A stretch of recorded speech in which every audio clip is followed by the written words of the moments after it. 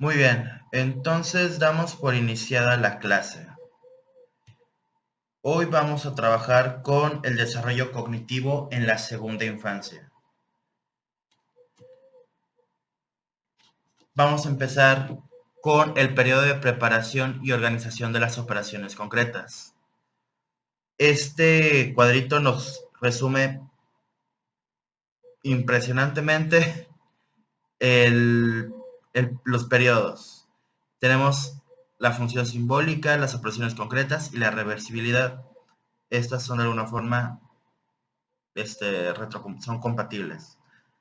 Y a partir de aquí, de hecho, nos muestra dos diferencias en el subperiodo preoperatorio y el subperiodo de las operaciones concretas. Uno va de los 2 a los 6 años y el otro de los 7 a los 11. Nos vamos a centrar primero en el preoperatorio y posteriormente en el de las operaciones concretas. En el preoperatorio nos encontramos con esquemas simbólicos y niveles del pensamiento preoperatorio. Aquí se desprende el periodo preconceptual simbólico, que se da de los 2 a los 4 años, y el periodo intuitivo de los 4 a los 6 años. ¿Qué sucede?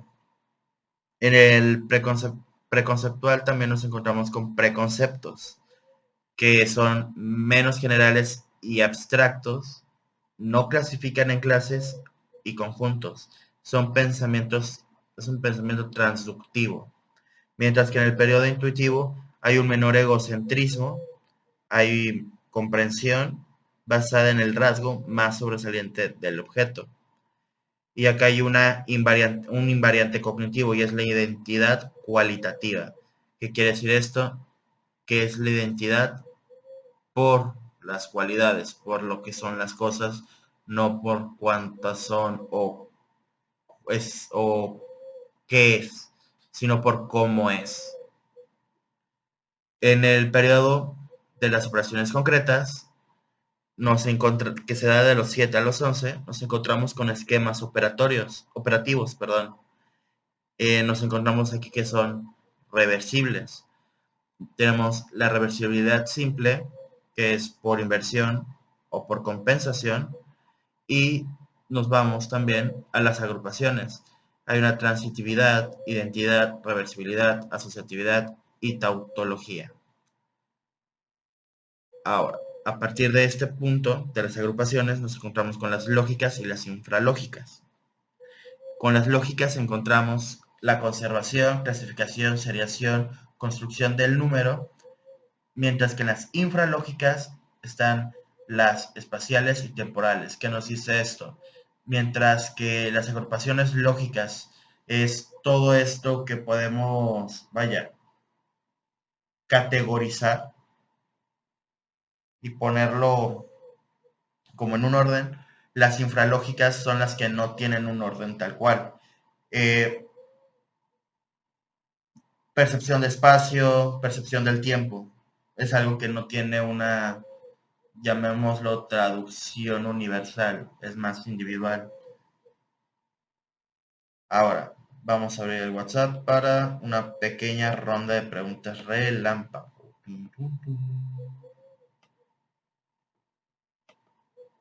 Acá está.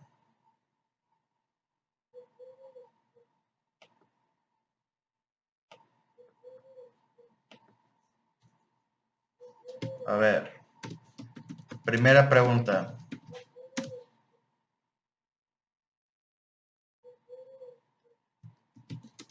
¿De qué? A ver.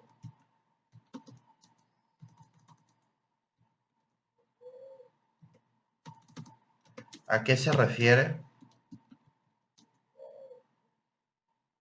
la invariante de identidad cualitativa?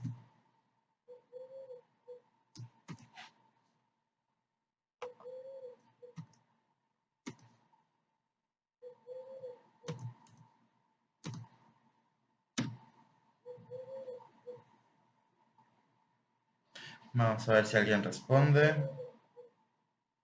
Si no, mientras vamos a continuar.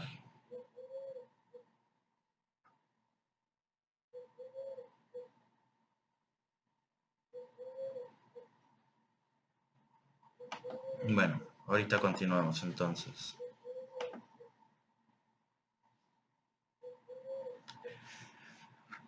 Continuando, en el subperiodo preoperativo de los 2 a los 6 años, nos vamos a encontrar con egocentrismo, nos vamos a encontrar con un egocentrismo de forma física y uno de forma social, al igual que uno lógico y el habla egocéntrica. Ahora, para esto, ¿qué es el egocentrismo? El egocentrismo, como te los puse aquí en esta tabla, es la tendencia a centrarse en el propio punto de vista y experimentando dificultades para tener en cuenta otras perspectivas. Muy bien. ¿Qué sucede también en este caso?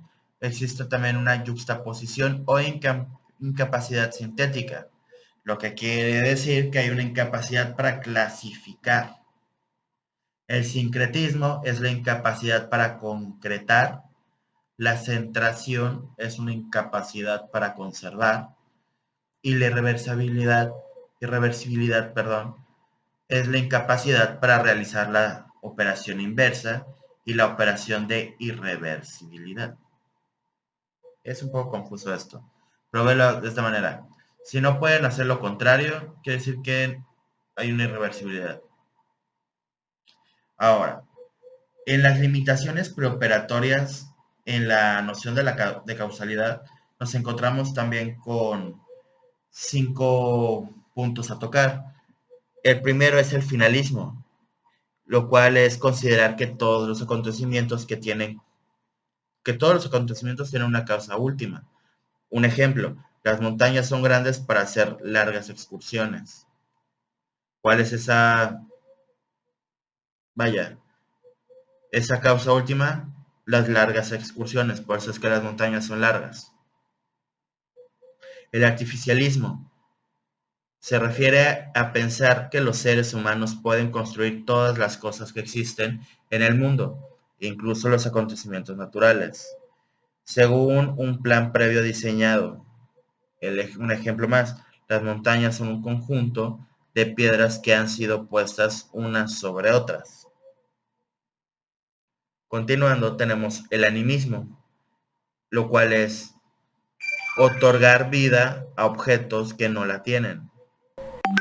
Ejemplo, la primera intenta llegar al... la primavera intenta llegar, pero el invierno dice, no me iré.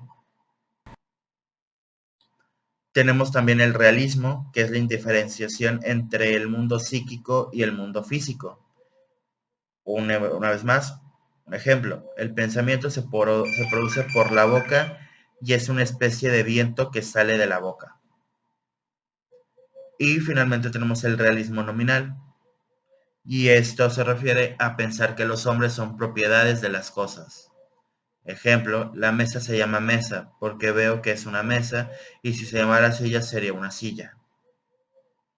Y esta es la forma de pensar y de alguna forma percibir el mundo de los infantes de los 2 a los 6 años. Este es el subperiodo preoperatorio. Vamos a ver qué es lo que respondieron. A ver. Dice que responde Tadeo, dice que como el niño va cambiando y desarrollando sus pensamientos, es lo que yo entendí. No. Vamos a responderle. No. La invariante de identidad cualitativa es la invariante de identidad del cómo son las cosas. No del qué o por qué, sino del cómo. vamos a verlo de esta forma, es como de la descripción del qué es. Acuérdate que lo cualitativo son eso, las cualidades, el cómo son. Y esa sería la respuesta de la identidad cualitativa.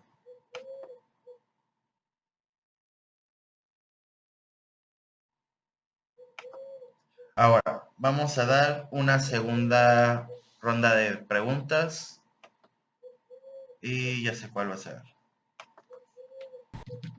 A ver, segunda pregunta. ¿Cuáles son los 5 conceptos de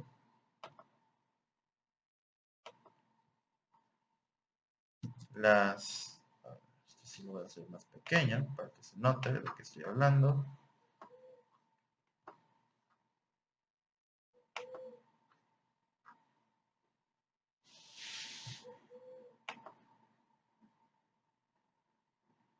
De las limitaciones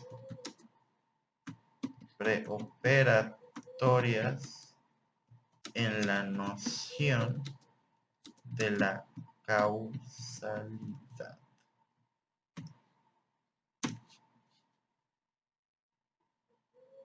Prosigamos.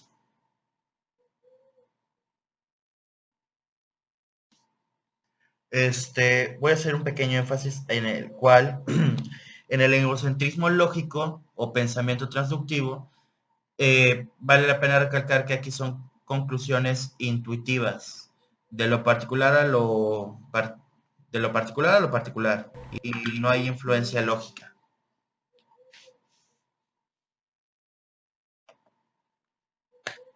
Ahora,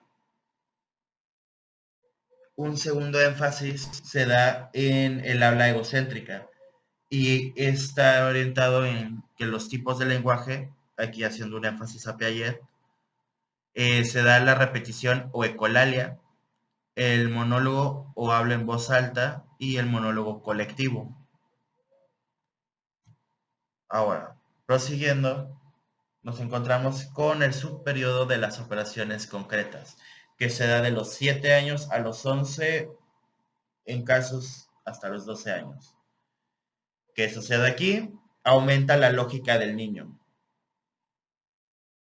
El niño empieza a poseer un sistema lógico global que le permite resolver distintos problemas científicos, como son las tareas de conservación, clasificación o seriación. Este es el pensamiento operacional que se fundamenta en el manejo de operaciones.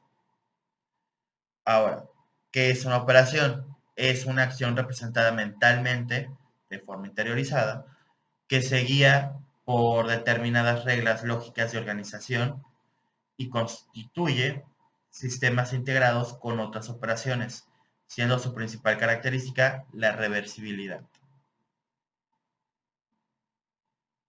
Vamos a hacer una pregunta sobre esto.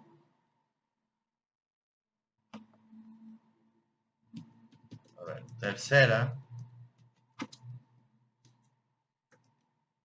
pregunta.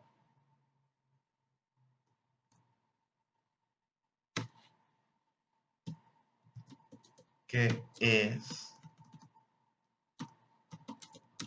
una operación?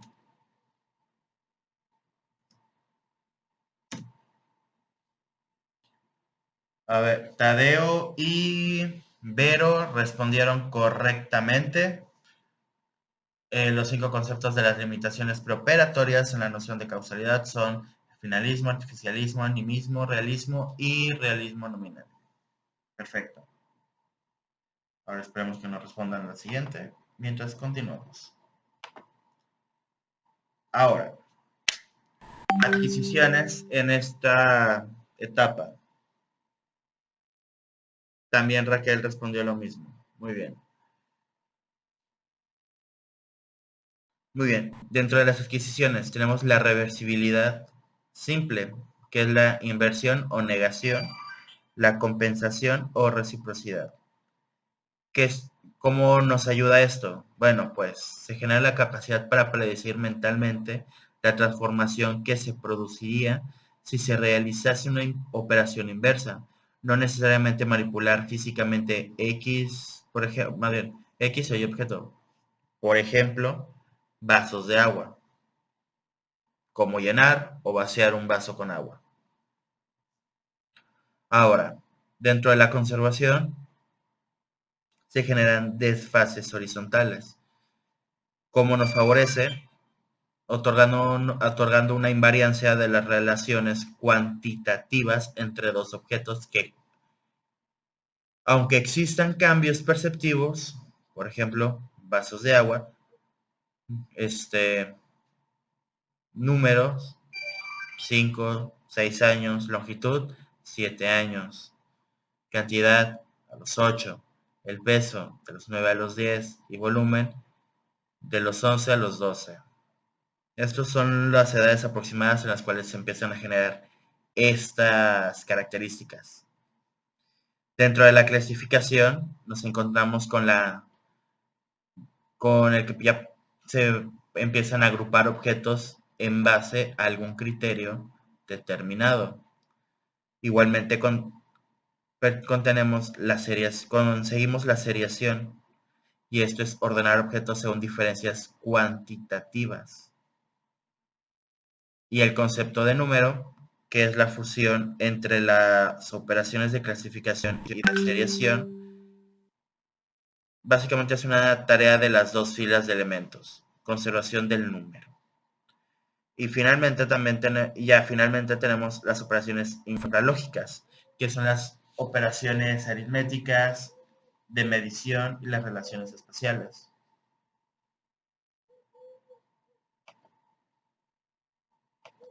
Ahora vamos a hacer una cuarta pregunta.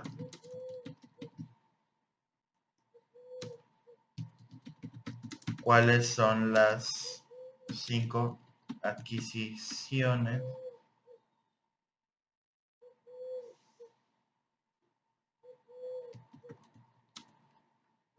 en la etapa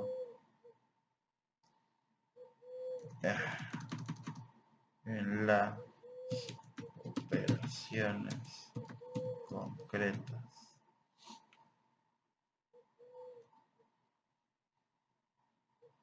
Escribe mal adquisiciones.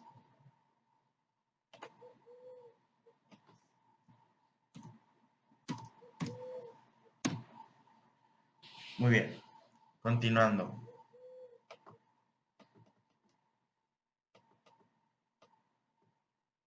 Ahora, aquí vale mucho la pena recalcar una cosita. Y las operaciones cognitivas lógicas son las que están aquí remarcadas en lila. La conservación, clasificación, seriación y operaciones infralógicas. Estas son las operaciones cognitivas lógicas.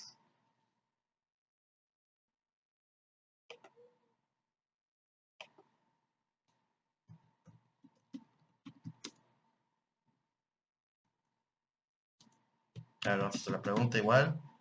¿Cuáles son las operaciones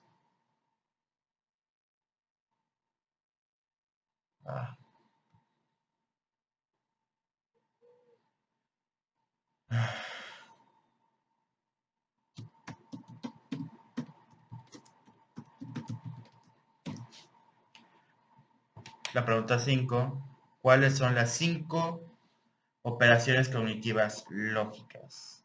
Rebeca, correcto. Estás en lo correcto.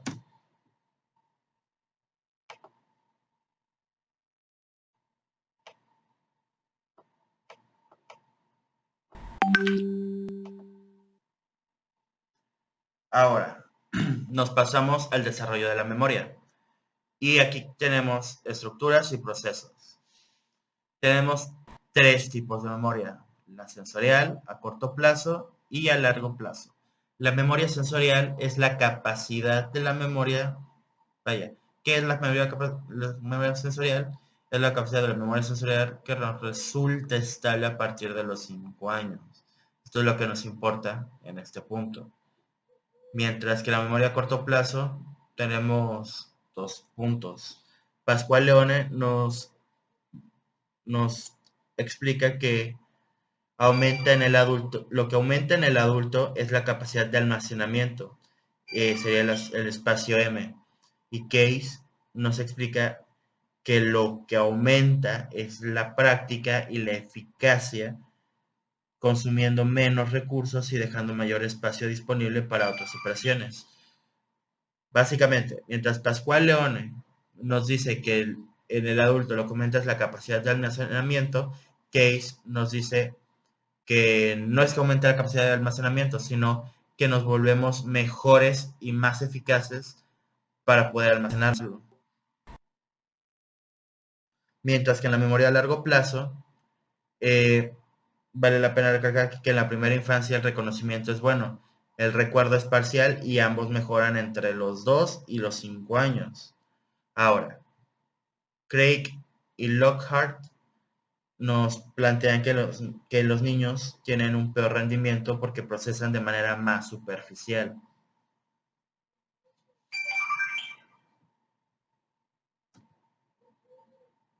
Ahora, en torno a la memoria y conocimiento.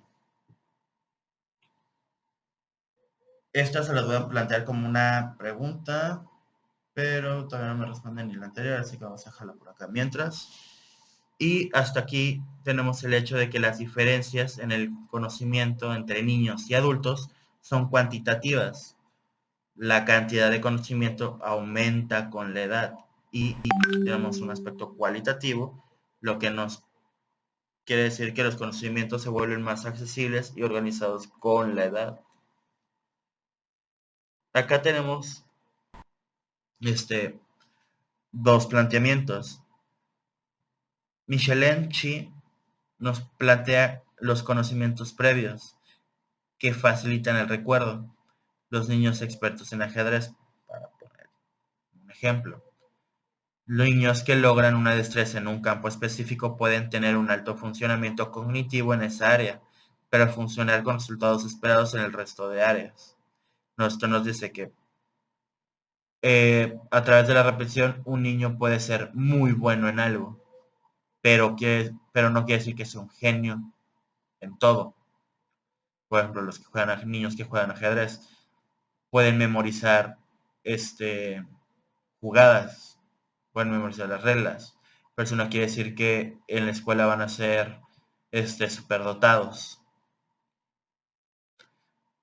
Continuando, Naus y Orstein manejan el desarrollo de las estrategias de memoria y aquí están organizadas en primera, segunda y tercera. Primero es la repetición y aquí empieza a utilizar de forma sistemática a los 7 años. Continuando con la organización, que son las categorías, que facilita el paso a la memoria a largo plazo a partir de los 10 u 11 años. Y finalmente, la elaboración, que son las relaciones, y es el uso tardío en la utilización de esquemas, la declarativa y guiones, que sería el procedimental. Ahora, dentro de la metacognición y el desarrollo cognitivo, tenemos formas de entender la metacognición.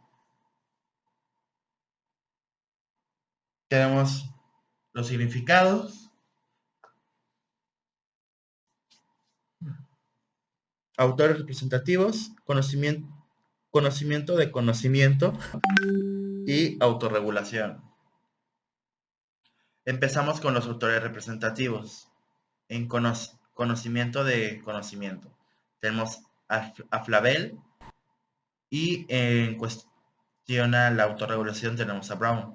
Vamos a empezar primero con el conocimiento. El autor representativo es, como ya dije, Flavel. Una breve descripción en este aspecto y es la autovaloración. Son las reflexiones personales de los sujetos sobre su propio conocimiento y habilidades.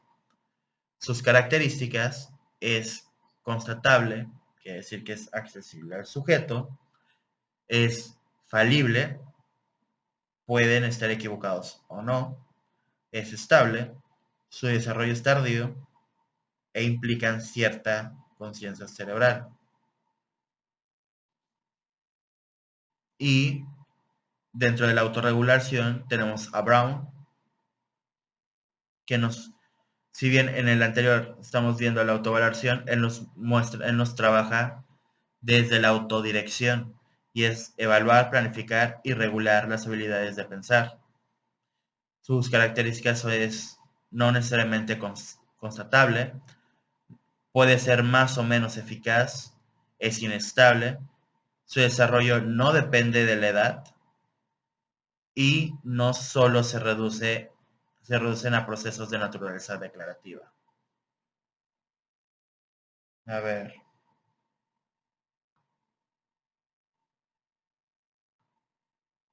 Se movió. Acá está.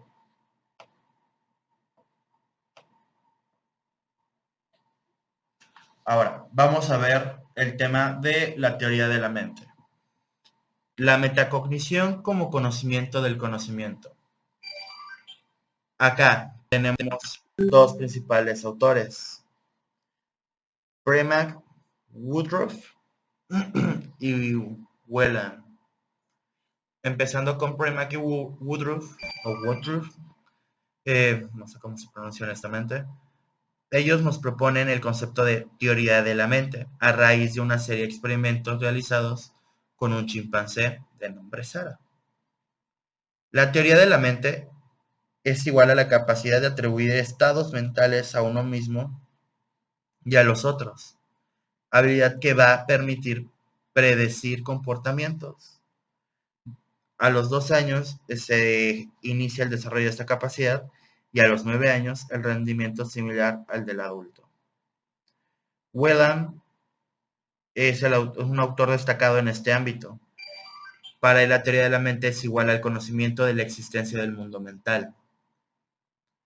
Con él iniciamos desde los 3 años, se instaura la teoría creencia-deseo.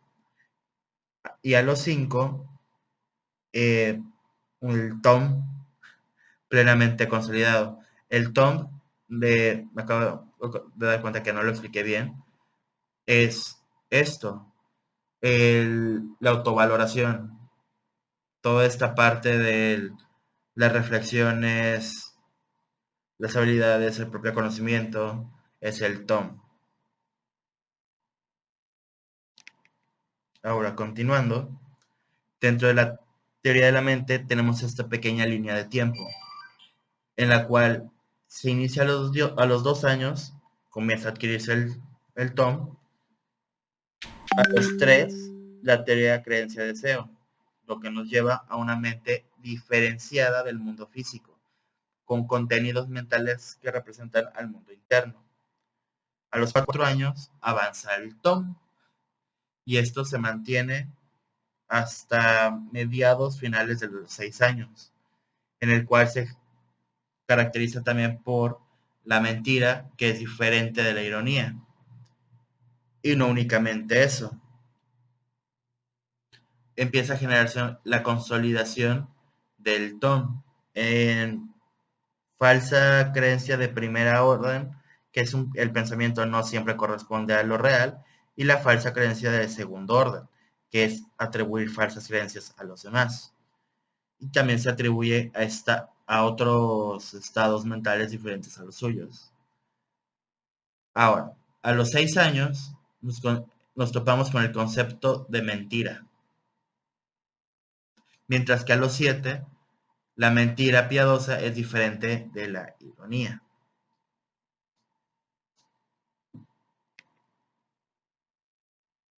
Las tareas de evaluación de la teoría de la mente las vamos a clasificar de esta manera, en tres órdenes. La tarea de falsa creencia de primer orden. Tenemos a Weimer y Perna, que se da de los 4 a los 5 años. La tarea de falsa creencia de segundo orden, esto nos los trae Sullivan, que se da a los 4 años. Y la tarea de las historias extrañas de Ape, en el cual historias con ironías, mentira y mentir piadoso, que se puede dividir por un avance a través de los años. De los 4 a los 5 años se distingue entre mentiras e ironías. De los 5 a los 7 años distingue entre mentira piadosa e ironía. Y de los 6 años en adelante, el concepto de mentiras se formaliza. Y con esto terminamos el tema del día de hoy, de la clase de hoy, y les estaré encargando simplemente repasar el tema 5, que son las manifestaciones de la función simbólica. Y nos estaremos viendo el día sábado de la semana que sigue a esta, el día 18. Ese sábado lo vamos a agarrar bastante intenso, va a ser un poco intensiva la clase, porque vamos a ver las manifestaciones simbólicas, es un tema un poco largo, el tema 6, que es el desarrollo social y moral, y continuamos, acá está. Vamos a empezar el tema de la adolescencia. Es más, para que sea un poco más llevadera la clase que vamos a tener la siguiente semana, vamos a voy a pedirles que repasen esos 3 temas y lo vamos a hacer más dinámico. Pero bueno, con esto terminamos la clase de hoy. Espero repasen, espero sus trabajos y nos vemos en la siguiente clase.